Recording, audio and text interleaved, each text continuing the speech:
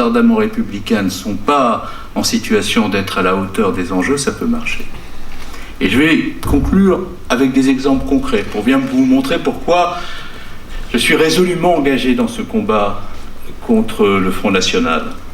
Lorsque j'ai été ministre de l'Intérieur et que nous avons eu à vivre les drames que nous avons vécus dans le pays, je pense aux attentats terroristes, qu'avec le président de la République et le Premier ministre de l'époque, Manuel Valls, nous avons eu à regarder de près l'immensité des chagrins, des peines, des souffrances engendrées par les actes abjects de ceux qui, par la violence, voulaient semer partout l'effroi.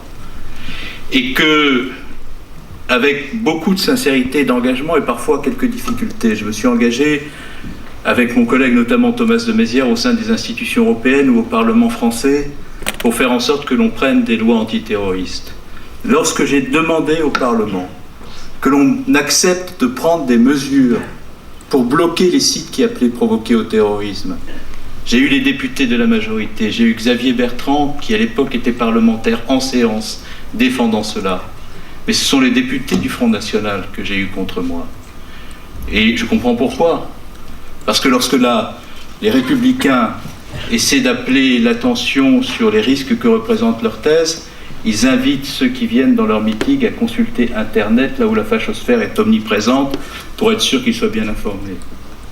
Lorsque je me suis battu avec, là aussi, Thomas de Maizière, pour qu'on accepte de mettre enfin en place au sein de l'Union européenne, monsieur le commissaire sait de quoi je parle, le PNR européen, pour établir la traçabilité des parcours de ceux qui revenaient d'Irak et de Syrie et qu'on puisse les neutraliser avant qu'ils ne frappent cruellement nos pays.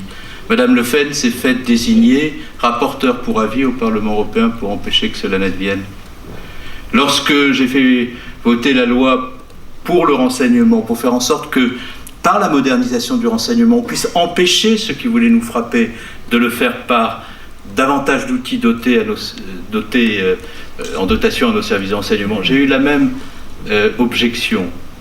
Lorsque je me suis proposé de mettre en place l'incrimination individuelle terroriste, on n'a pas eu les suffrages davantage de cette organisation. Lorsque je vais au salon de l'agriculture et que les agriculteurs me disent à quel point ils seraient démunis sans la PAC, et que 2 jours après, la candidate du Front National est ovationnée dans les travées, alors même qu'elle préconise la sortie de l'Europe qui priverait tous les agriculteurs de la possibilité de percevoir les revenus de la politique agricole commune, je me dis, mais dans quel égarement sommes-nous? Dans quelle absence totale de repères, dans quelle irrationalité avons-nous décidé maintenant d'engager le pays? Je pourrais prendre comme ça tous les exemples. J'étais hier en Lorraine avec Christian Eckert dans une sublime usine, 3000 personnels qui fabriquent des véhicules à l'exportation. Fermer les frontières, c'est priver cette usine de 3/4 de ses commandes. Et on nous dit, mais c'est pas grave, on n'importera plus à partir d'ailleurs, mais on continuera à exporter. Mais quel est ce monde où la France pourrait envahir de ses produits le monde entier sans qu'à aucun moment elle n'accepte de voir des produits arriver sur son territoire? Tout est outrance, tout est mensonge, tout est approximation. Et à la fin, parce que tout cela peut un jour venir, tout est drame. Et ce qui caractérise l'extrême droite et les populismes, c'est que lorsque l'on se rend compte des résultats auxquels parviennent ces mensonges, il est toujours trop tard. Regardez l'histoire de l'Europe lorsqu'elle s'est engagée dans ces chemins, parce qu'il y avait des tentations, parce qu'il y avait des défaillances, parce qu'il y avait des défections, il est toujours trop tard. Alors, voilà, je veux vous dire que il reste pour ce gouvernement quelques semaines.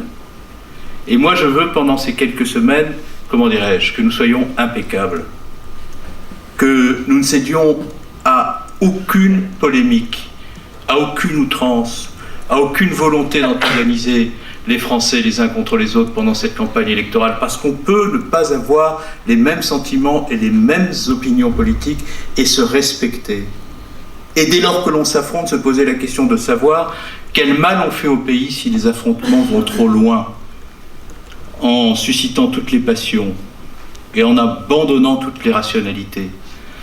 Dans les semaines qui viennent, je souhaite que dans chaque territoire, là où nous pouvons être utiles, à l'instar de ce que nous faisons aujourd'hui, nous puissions poser des actes qui permettent de créer les conditions d'un mieux pour les Français. Et je souhaite qu'à chaque déplacement, à chaque occasion, nous allions chercher ensemble, au plus profond de nous-mêmes, ce que sont les valeurs auxquelles nous tenons et qui font la passion que nous avons de la France. C'est aussi cela, le sens de ce que nous allons signer aujourd'hui. Vive le bassin minier, vive la République et vive la France.